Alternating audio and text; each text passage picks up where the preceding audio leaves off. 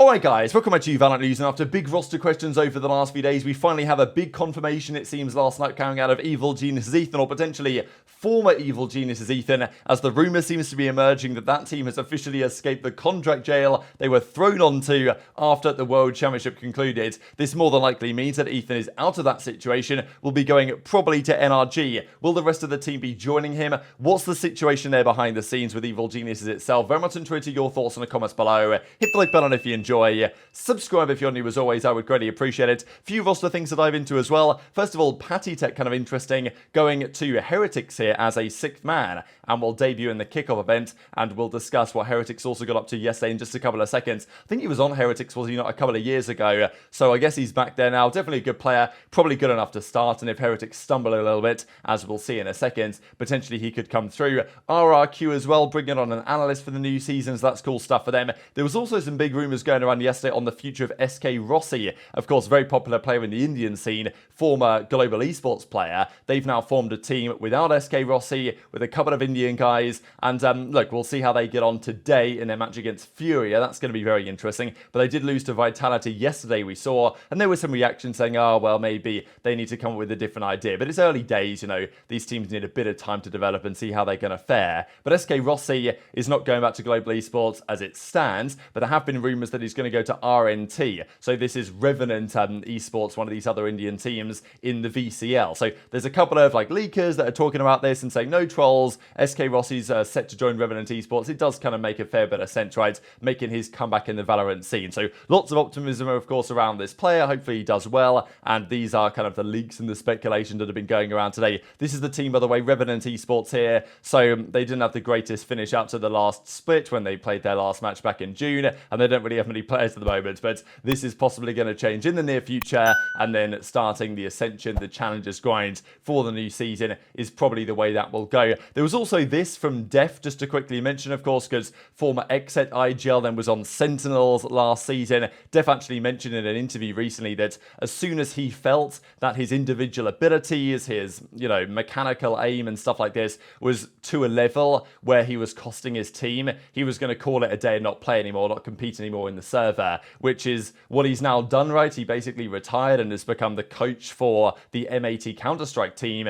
which is, you know, that's his plan. And of course, Sentinels now have moved on from Def. They have their new IGL in Gen.G, who can shoot better than Def was last season, it's got to be said. And all of a sudden, they're looking like one of the better teams in the world, with some role changes and with Zelsis in and all this other stuff they've been working on over the last couple of months. But actually, Def will be playing again in ESL Challengers Atlanta, because due to some sort of visa issue, Manx is out, and then Def is going to step up to play. So he is going to play competitive again, but then I suppose when the situation is resolved, he'll step back into the coaching role for that team. Now, yesterday we mentioned the Convergence tournament. This was a very interesting series, because Furia, their brand new team, and look, a nice team on paper, like Havoc is here, Mozera is here, it's a good team. They played Team Vitality, this new European roster that I mentioned to you guys yesterday that I'm quite fond of, really, and they got 2-0'd. I mean, it was an interesting series. There were so many rounds here that Furia, I mean, there was one specific 2v4, I think, where Sideshow was like, they can't possibly throw this, and then they threw it. So there were plenty of rounds, and this is, I guess, the Furia way, that they have advantages, and then they found a way, you know, to bottle them, basically. But Vitality looked pretty good so far. Like, Runner, again, looked good. Kicks kind of turned up today big time as well yesterday, right?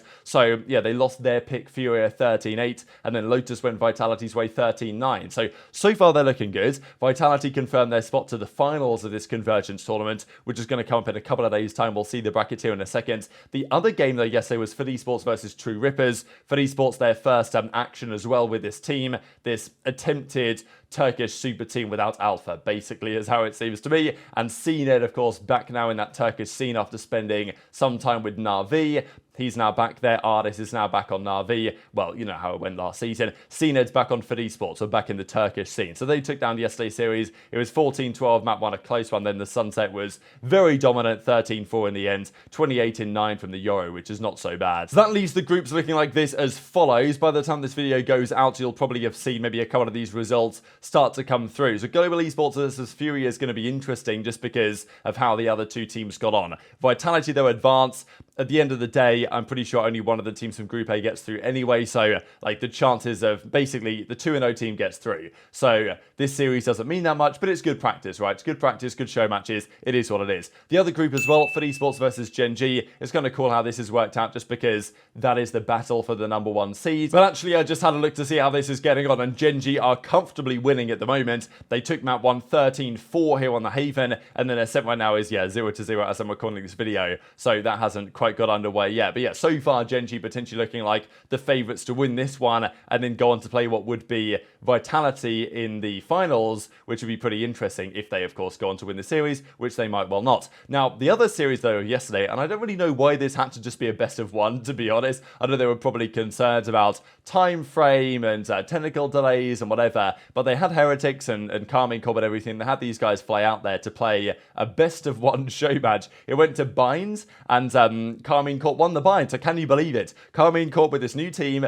might be officially back. We know that they were the laughing stock at times of last season in the European side. They were getting cloud left, right, and centre. And for good reason why. Like, KC were not good last year. There's no doubt about it. They had plenty of problems, but here they are. Their first matchup kind of the new season is a victory. Heretics go down on bind. We know that Heretics, of course, we saw they just brought in Patatek a couple of minutes ago. We looked at that tweet, but he's on the bench for now. Maybe he's going to be required in the starting team at some point. But this new KC team with Martin, Shin, Narrate, of course, Magnum and Tomasi, such a strange team on paper, but there's been a few strange teams formed that are working out at the moment, and this is their first example of potentially doing that. But it's only a best of one, but maybe slightly more victories in the Carmine Corp future this season than they had last year, and they'll definitely want to because they've got a massive fan base that they just didn't really deliver for last season. Now, let's talk about the Evil Geniuses situation. As Com says, the classic Fast and Furious, all things eventually come to an end, and then, the parting of the ways type thing. Now, I'm interested to know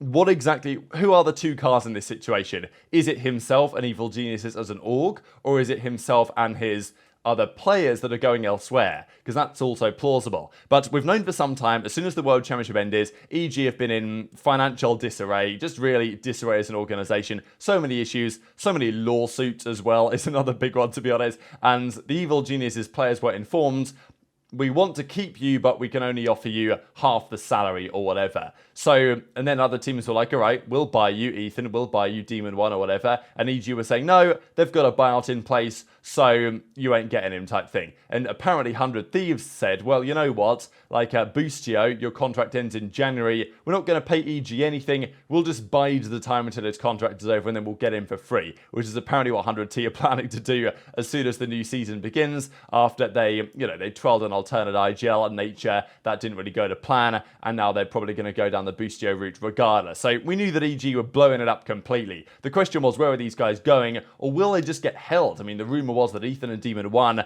were almost going to be forced to take a pay cut because they were going to hold on to these guys so long and refuse to take a buyout, to such an extent those guys would be forced to stay and play for them instead. So this has been the question, and the other players have definitely implied that they've been in what is effectively considered to be contract jail, really, with Evil Geniuses effectively holding them against their will. So Ethan yesterday comes out with this gif here, which is, basically a prison break, right? And if you search on Twitter gifs, prison break, or out of jail or escaping, whatever, you'll find this. It will come up quite consistently. So that's what Ethan typed in. This is what he found to put on the timeline, and it's very interesting what this could potentially mean, but it seems pretty clear to me. He's still EG Ethan as it stands. He's still got himself with the World Championship trophy and was a phenomenal player and a reason why they got that accomplishment through, but it seems to me that it's pretty clear indication that things are done behind the scenes, the deal has been come to,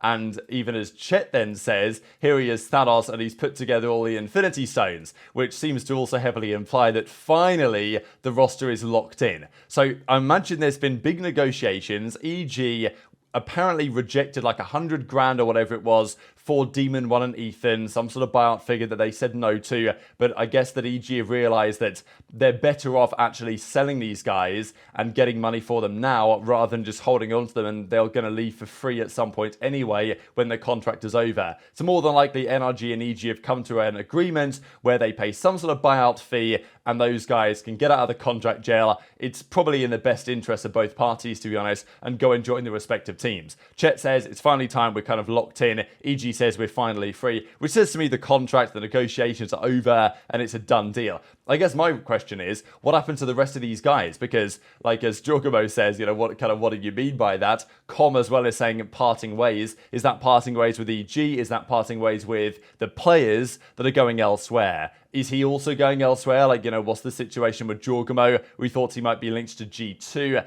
That never happens. They got Leaf instead. They could still change their mind on that. We don't have anything last night from Demon 1. He hasn't tweeted anything about this whole saga yet, but that's possibly coming rather soon. And especially when George Geddes says that we don't even need people like himself and like other leakers because, you know, Ethan's going to do it for you, and literally everybody knows where him and Demon 1 are going. So just if we had any questions that Ethan and Demon 1 are going to be going to NRG, and as Chet seems to imply, forming the Infinity Stone roster with Victor, Crashies and Marved, that is what's going to happen, right? And George goes, right, well, you know, I'm not going to leak it, but everybody knows where they're going, and Ethan's basically telling us all where he's going. So, you know, that should be pretty much clear enough. And James Evans like, well, you know, we kind of know already. The interesting thing to me, though, is what Evil Genius is doing, because we saw a couple of weeks ago now, November the 14th, this is actually a month ago, that they were trialing new IGLs. We had like Shazam and Stella being considered to try and replace Boostio, who's going 100 Thieves. They put in Corey. We then also saw this roster,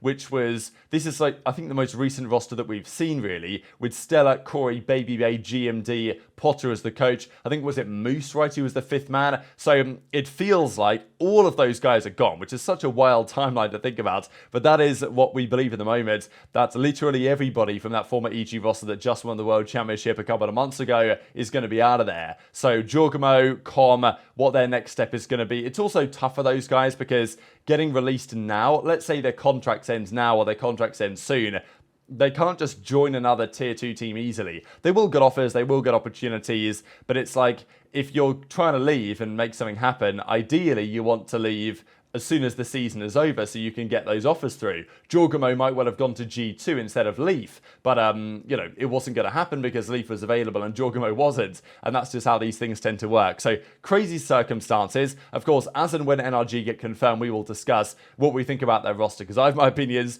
The community definitely has their opinions on how good they might be and how good they might not be on an international level, but very much interested your thoughts on all this stuff in the comment section below. Hit the like button if you enjoyed, subscribe if you're new, take care, and I'll see you next time.